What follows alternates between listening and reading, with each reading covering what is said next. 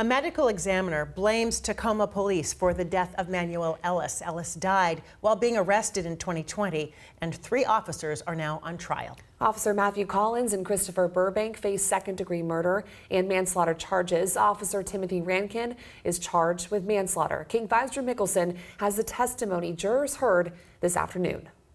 Pierce County's medical examiner, Dr. Thomas Clark, determined that Manuel-Ellis died from hypoxia, a lack of oxygen, while being restrained by police. We'll hear from Dr. Clark later on in this trial, but today, jurors heard from a different medical examiner who did his own investigation.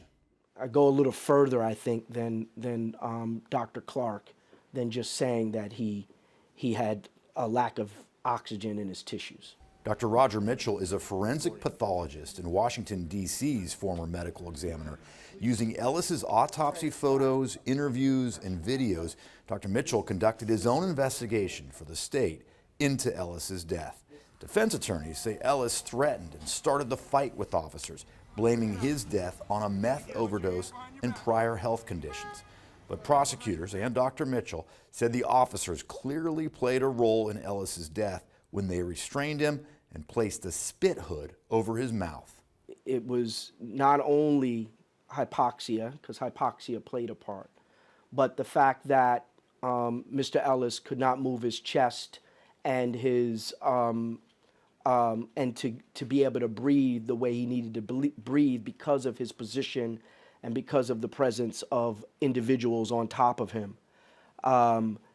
That goes to not just hypoxia, but also cardiac output, right? How his heart is functioning.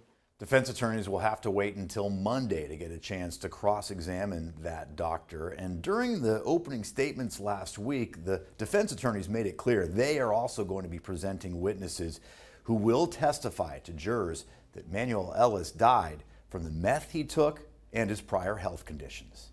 In Tacoma, Drew Mickelson, King 5 News.